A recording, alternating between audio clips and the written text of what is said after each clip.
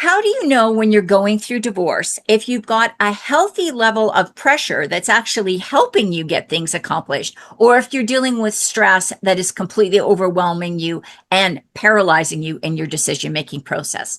I have the perfect expert on the show today to talk all about the idea between pressure, stress, and how you can use that to transform your life. Shairose Gulamani is an award-winning executive coach and international speaker, and she works with high performers transforming that pressure into power. Shairose, welcome. I'm so glad you're here to talk with us today. Thank you so much for having me, Marty. And it is. Delighted to. And I'm so delighted to have you. And just full disclosure, I met Shairose on a cruise, on a conference on a cruise, and we spent an amazing 8 days together.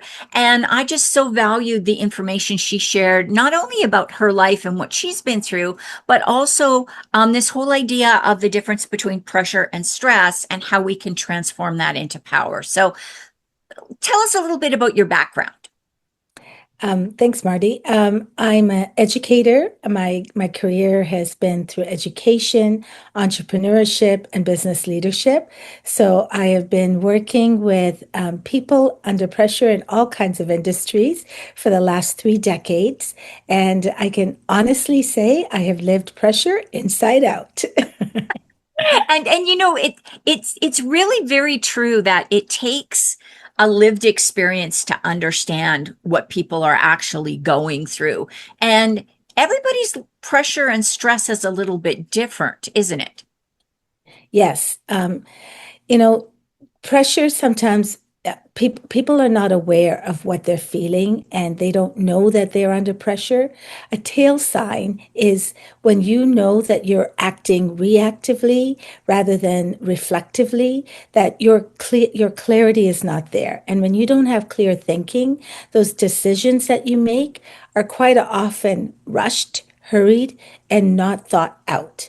So, having a regulated nervous system can correct all that so that we are able to then thrive under pressure instead of having it be a force that lessens our clarity and diminishes our value of decision making. And I think this is something that I honestly have struggled with clients in my divorce coaching, because people don't understand how that overwhelm and that stress is not, it's not just like you can turn it off and make decisions, whether it's in your business, in your life, with your kids, whatever it may be. You can't just turn that off and make a clear-headed decision and then, okay, turn the pressure back on and then, go and maybe lay in bed and put the covers over your head. We don't work like that. How do you see pressure impacting people in an unhealthy way? Yeah, just to use your example that you just brought up about divorce, it's probably one of the highest pressure things a person ever carries because it is not just logistics, right? It has to do with their identity. And here's what I've learned.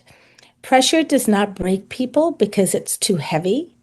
It breaks them because no one has ever showed them how to stay present within it. The work is not about doing more or working harder. It's becoming more anchored. And the only way that you can feel that confidence, that clarity to be anchored is really by learning how to self regulate. Once we are able to ground ourselves, we are much, much more able to deal with the pressure and not do it by pushing it through because that's not where we're going to move forward. Right. It's not where our pressure turns into power. Yeah, and thank you for saying that.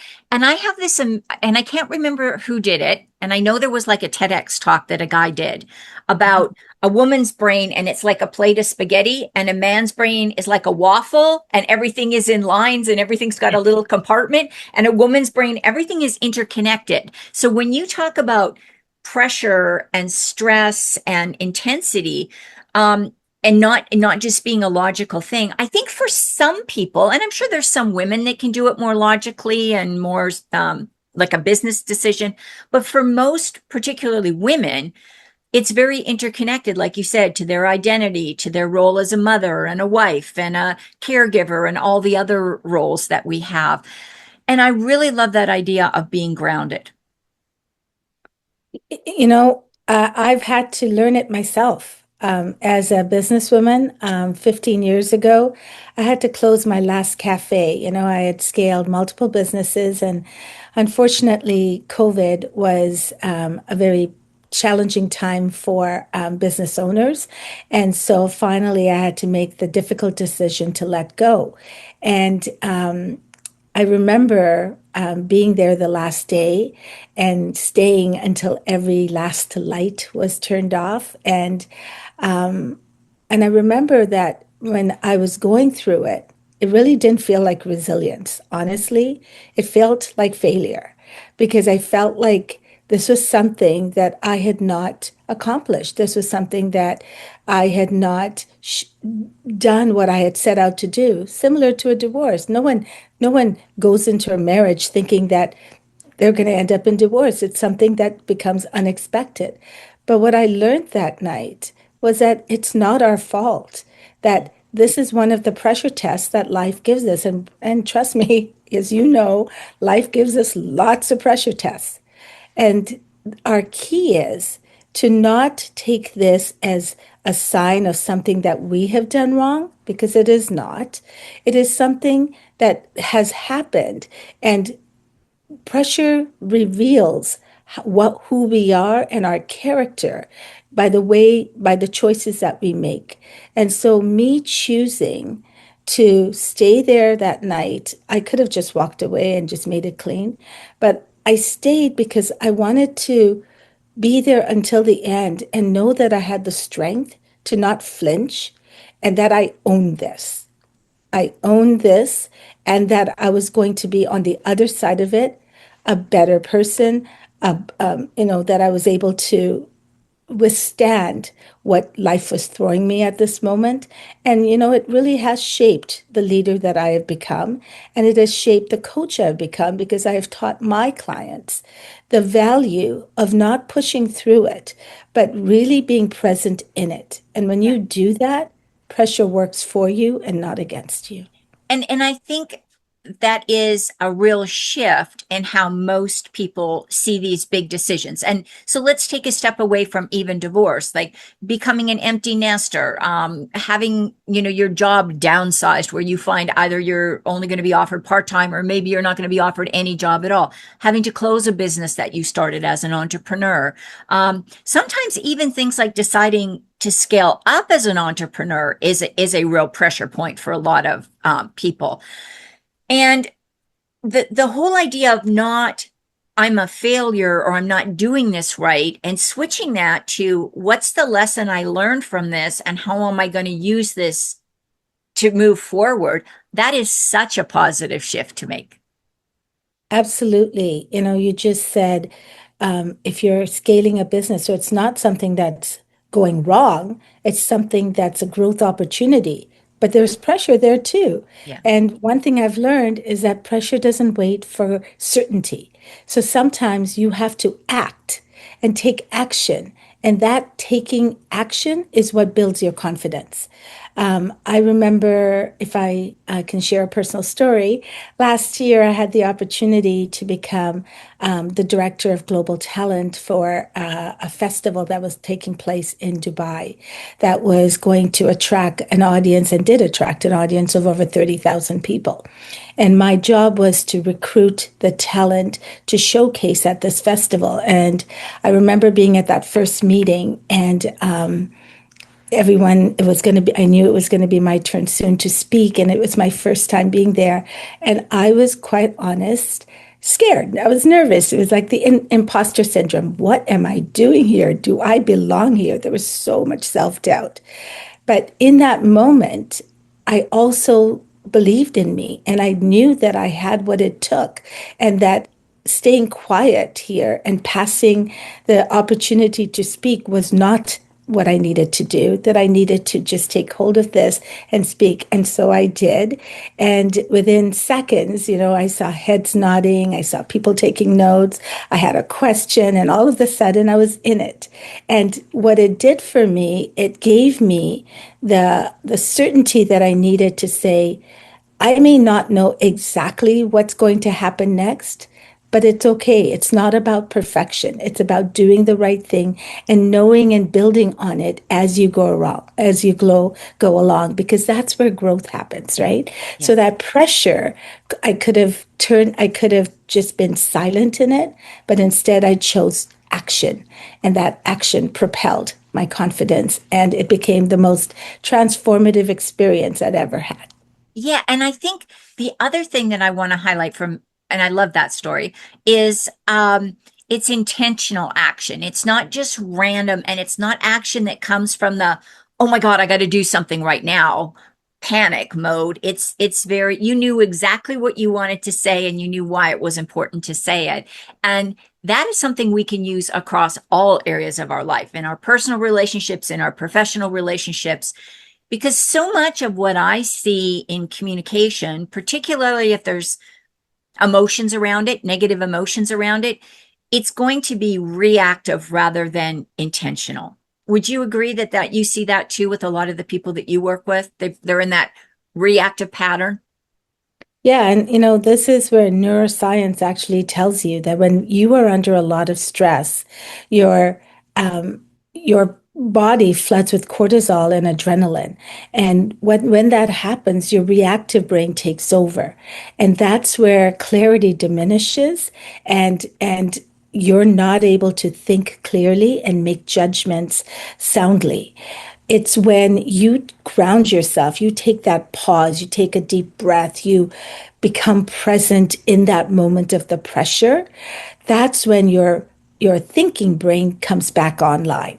Right. And that's when you feel like, I may not know exactly what's happening, but I know that I'm in control, Right. right? And that's the game changer. That's what allows us to then move forward in a way that is true to what we're doing. And that whole idea of, the neuroscience and the flooding of the brain, shutting off your frontal cortex, your thinking part, and going back into your reactive part of your brain. I mean, that's well researched now. And one of the things I find is fascinating, because I'm a bit of a science geek, and so I like reading this stuff and learning about this stuff, is that this can be like a chronic condition. Like, you can have chronic flooding of that cortisol if you're in a stressful personal relationship, or if you're in a hostile work environment, or if you're harassed or bothered, or you don't feel comfortable in your community or wherever it may be. That chronic flooding of your brain with that cortisol, that has huge, not just mental health, but physical health issues. Your immune system shuts down, your gut stops working. You're more likely to have cardiovascular issues. So learning how to not be reactive is a big thing for you in life, not just for business decisions or personal decisions, but for your overall life. Absolutely. I'm so glad you said that, because so many people just don't even think about that. And, I see this in leaders that I work with. On the outside, they're so polished, they're so in control, they're so capable. But on the inside, they're exhausted. They don't know how to turn off. They're always on. Yeah. And that's not going to serve them, because one thing that I know for a fact is that when pressure becomes alive in us, it's both our mind and our body, and it actually takes residence in our body first, right? Which most people don't realize. They think it's up here, but it's actually here. And our thinking brain does send us signals when there is a lot of pressure. We're tired, we're irritable, we're not our own, great self, right? We're off, but we don't always listen to it. Right. And when we don't listen to that signal, and we continue to build and continue to add to the pressure and do more and work harder and all of that, at some point, it's going to come crashing down. Our bodies are definitely meant to carry pressure. That's our allostatic load. And our allostatic load tells us that we are humans and we are going to be under stress and we are built for that. But what we're not built for is continuously adding to our load, right? Yeah. At some point, we have to, and I call this my 3 R's, we have to rest, recover, and recalibrate.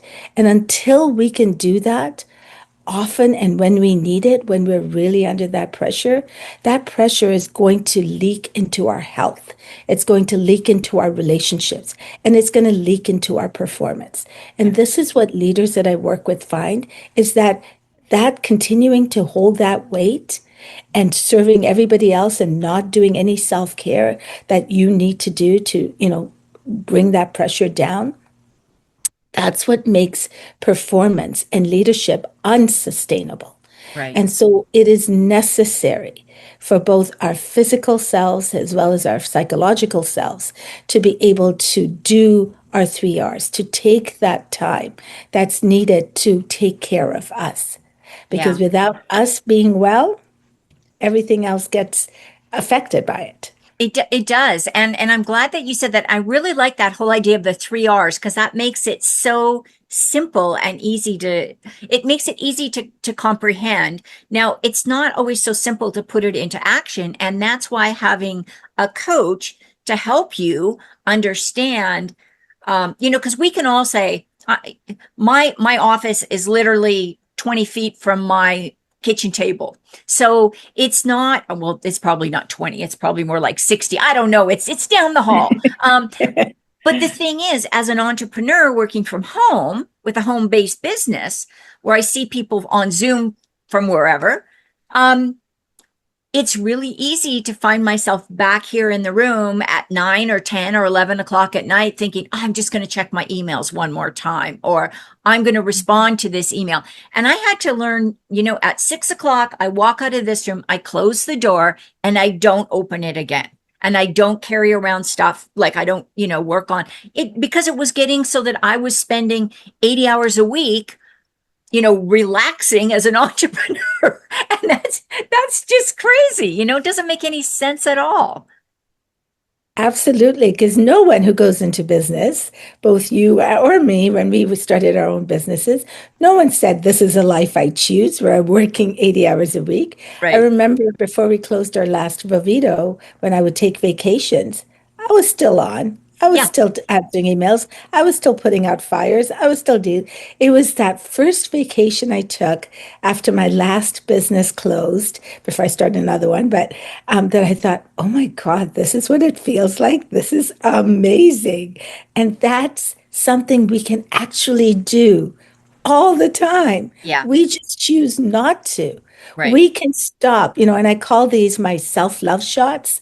I take self-love shots and I encourage everyone that I work with to take self-love shots at least 2 or 3 times a day. And what are they? It's just 5 minutes, 2 seconds, whatever it is. Take a deep breath, close put your discharge from your phone, go for a walk, call your mother, call somebody you love. Just engage in something different that Yeah. brings you joy, right? That regulates your body, that tells your nervous system you're not in threat mode. You're not always on overdrive, that Right. you're allowed to be just calm and at peace and feel happy. Not that work doesn't make us happy, because obviously we thrive in what we do and we love what we do.